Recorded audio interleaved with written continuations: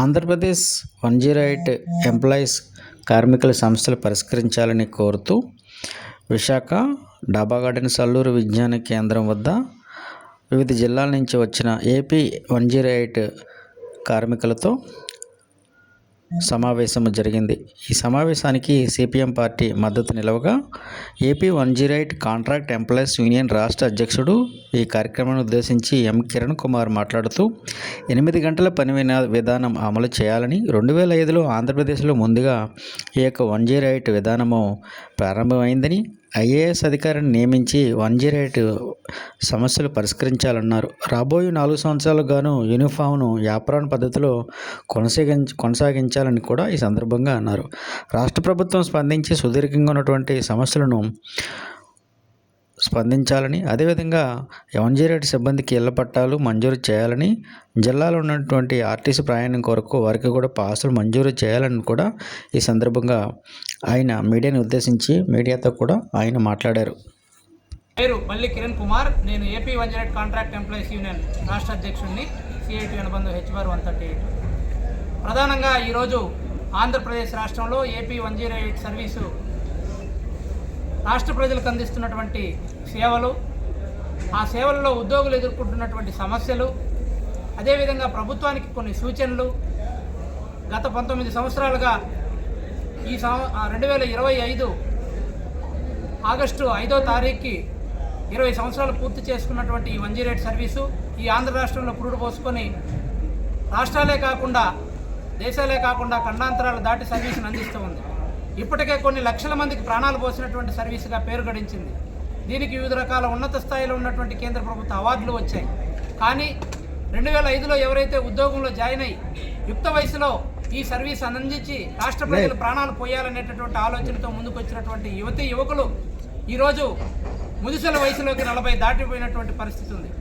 ఉద్యోగులకి ఏదైతే రాష్ట్ర ప్రభుత్వం ప్రామిసెస్ ఇచ్చారో వాటన్నిటినీ నెరవేర్చమని ఈనాటి కార్యక్రమంలో చర్చించుకొని ఉత్తరాంధ్ర జిల్లాల యొక్క రీజనల్ సమావేశమే కాకుండా మరో రీజనల్ అయినటువంటి రాయలసీమ సమావేశాన్ని కూడా త్వరలోనే ఏర్పాటు చేయబోతా ఉన్నాం.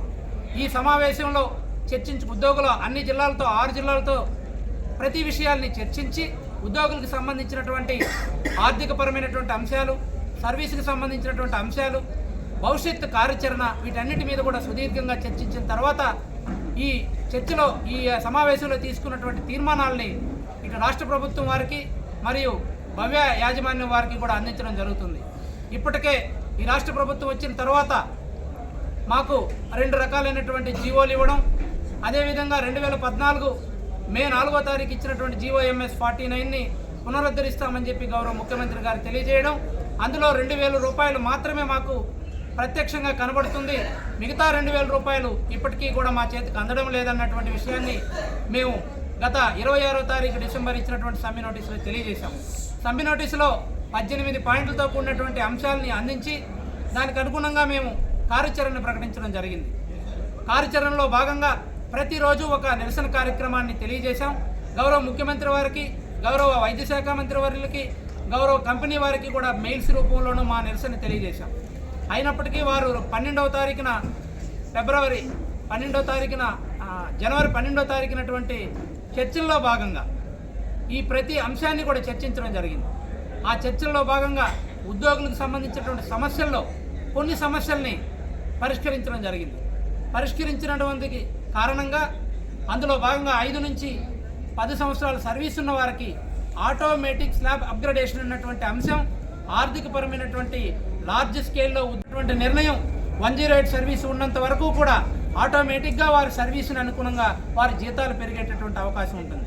ఇది ఎవరి ప్రమేయం లేకుండా ఒక్కసారి ఈ రోజు ప్రారంభించినటువంటి ఈ సిస్టమ్ 108 సర్వీసు ఉన్నంత కాలం కూడా వారి సర్వీస్కి అనుగుణంగా జీతాలు పెరిగేటటువంటి అవకాశం ఉంటుంది. అది మరియు 8 గంటల పని విధానాన్ని అమలు చేయమని ఎప్పటి నుంచో అడుగుతూ ఉన్నాం. మనకు 2018 మనకు లేబర్ డిపార్ట్మెంట్ వారు ఇచ్చినటువంటి ఆర్డర్ ఉంది. ఆ ఆర్డర్ని అమల్లోకి తీసుకురమ్మని చెబుతూ ఉన్నాం.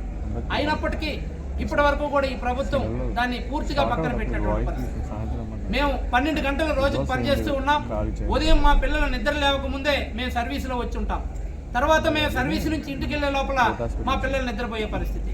కానీ ఈ రోజు ఉన్నటువంటి ప్రపంచవ్యాప్తంగా ప్రపంచ ఆరోగ్య సంస్థ చెప్తున్నటువంటి సూచనలు ఏంటంటే ఆరోగ్య రకమైనటువంటి కనీసం 7 నుంచి 8 గంటలు నిద్రపోవాలంటున్నారు.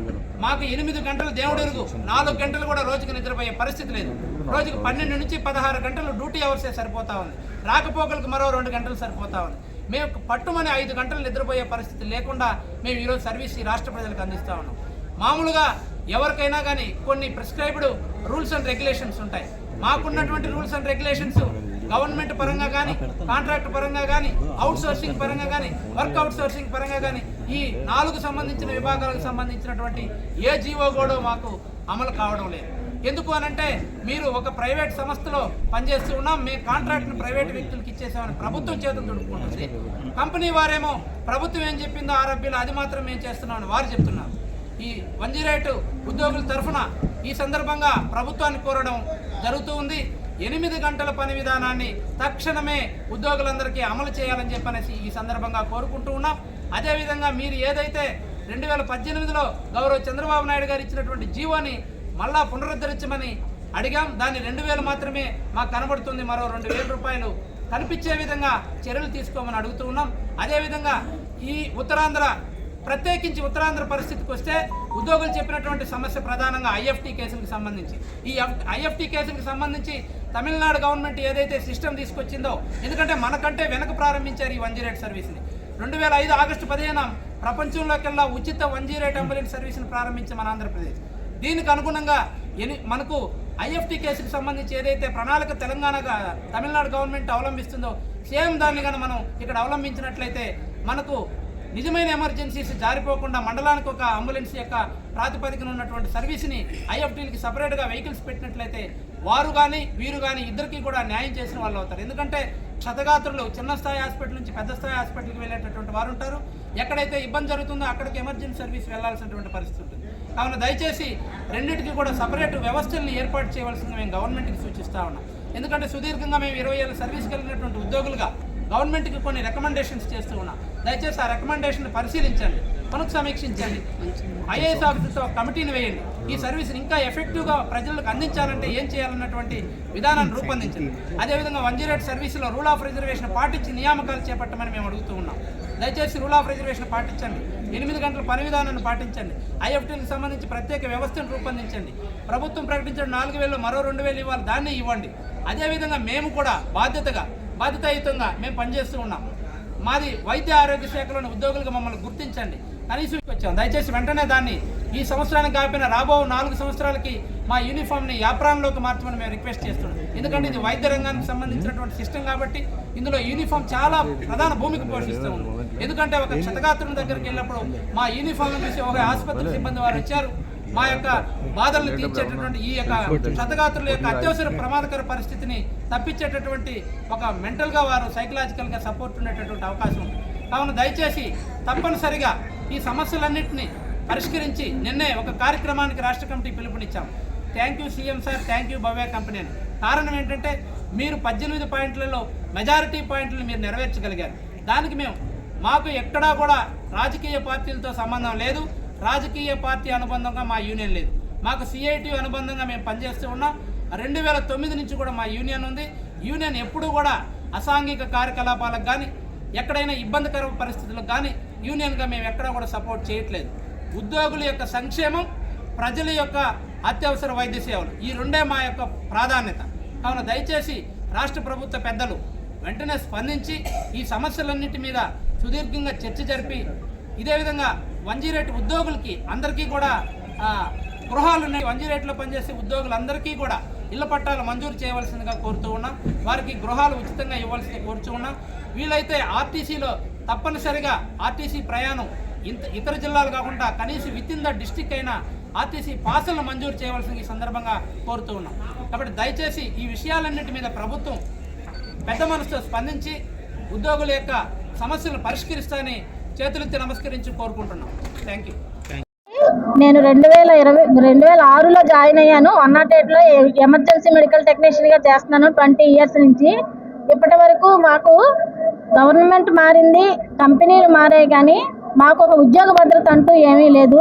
మేము ఆడవాళ్ళుగా ఈ ఫీల్డ్లోని చాలా ఎక్కువ కష్టపడుతూ పనిచేస్తున్నాం సార్. 12 గంటలు పని చేయడం అనేది ఎక్కడా కూడా లేదు. మన జిల్లాలో కాదు, మన మండలంలో కాదు, మన రాష్ట్రంలో ఎక్కడైనా ఉద్యోగం చేయడానికి మేము రెడీగా ఉంటాం సార్. ఈరోజు ఇక్కడి నుంచి ఒక 30 కిలోమీటర్ల దూరం వెళ్ళమన్నా సరే వెళ్ళి 12 గంటలు ఉద్యోగం చేసి వెళ్ళడానికి రావడానికి 2 గంటలు టైం స్పెండ్ చేసి మినిమం దగ్గరగా 14 గంటలు మేము టైము ఇచ్చి మేము ఈ ఉద్యోగం చేస్తున్నాం సార్.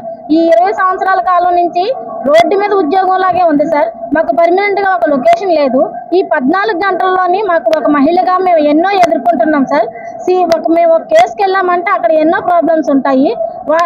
పేషెంట్ని మేము సురక్షితంగా హాస్పిటల్ తీసుకెళ్ళి వాళ్ళని అత్యవసర చికిత్స చేసుకుంటూ హాస్పిటల్లో అడ్మిట్ చేయడం వరకు మమ్మల్ని చూస్తున్నారు తప్ప గవర్నమెంట్ కానీ కంపెనీ కానీ మా గురించి మా సమస్యల గురించి పట్టించుకోవట్లేదు సార్. మాకు పర్మనెంట్ గా ఒక లొకేషన్ కావాలి సార్. మాకు ఒక బాత్రూమ్ కూడా అవైలబిలిటీ కూడా లేదు సార్. ఈ 14 గంటల్లోని మేము ఎన్నో సమస్యలు ఎదుర్కొంటున్నాం సార్. తర్వాత మాకు ఒక 10 సంవత్సరాలు దాటినంత వరకు స్లాబ్ అప్గ్రేడేషన్ చేశారు. కానీ ఇప్పుడు నాకు 20 సంవత్సరాలు పూర్తవుతుంది సార్ ఈ ఉద్యోగంలో జాయిన్ అయ్యి. మాకు ఏదైతే జీతం 10 సంవత్సరాల తర్వాత అప్డేట్ అయ్యిందో అదే జీతాన్ని మరి ఇప్పటి వరకు మాకు 20 సంవత్సరాల వరకు కాదు ఇంకెప్పుడు చేసినా అదే జీతం అంటున్నారు సార్. మాకు 15 సంవత్సరాలు 20 సంవత్సరాలు స్లాబ్ అప్గ్రేడేషన్ చేయాలి సార్. తర్వాత 8 గంటల పని విధానాన్ని మాకు కల్పించాలి. మూడోది మాకు ప్రధానమైన సమస్య లొకేషన్స్ సార్. ఆడవాళ్ళుగా మేము ఈ సమస్య గురించి చాలా ఇబ్బంది పడుతున్నాం. దయచేసి ఇప్పుడున్న గవర్నమెంట్ కానీ మాకున్న కంపెనీ కానీ మాకు ఒక పర్మనెంట్ లొకేషన్ ఏ ఉద్యోగులకి లేనంత సమస్య మాకు ఈ లొకేషన్ సమస్య సార్. లొకేషన్ సమస్యను తీర్చాల్సిందిగా మేము గవర్నమెంట్ వారిని సవినీయంగా కోరుకుంటున్నాం సార్. Thank you. నమస్తే అండి, నా పేరు శ్రీదేవి అండి. నేను ఏఎస్ఆర్ జిల్లాలో గత 18 సంవత్సరాల నుంచి ఈఎంటీగా వర్క్ చేస్తున్నానండి.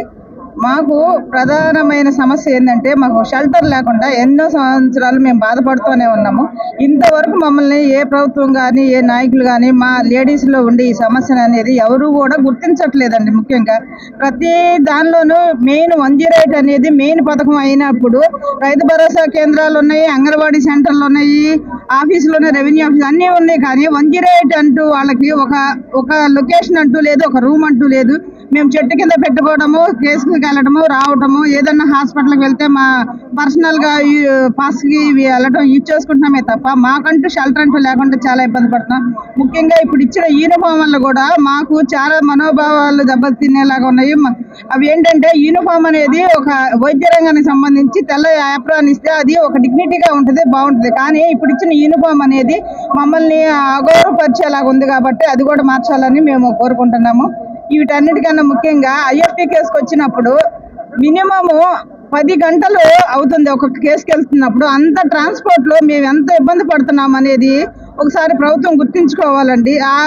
మాకు లేడీస్ పరంగా కొన్ని ప్రాబ్లమ్స్ ఉంటాయి. లేడీస్ అనేది అందరికీ ఉంటాయి, ఇవన్నీ నెలలో కొన్ని రోజులు ఉంటాయి.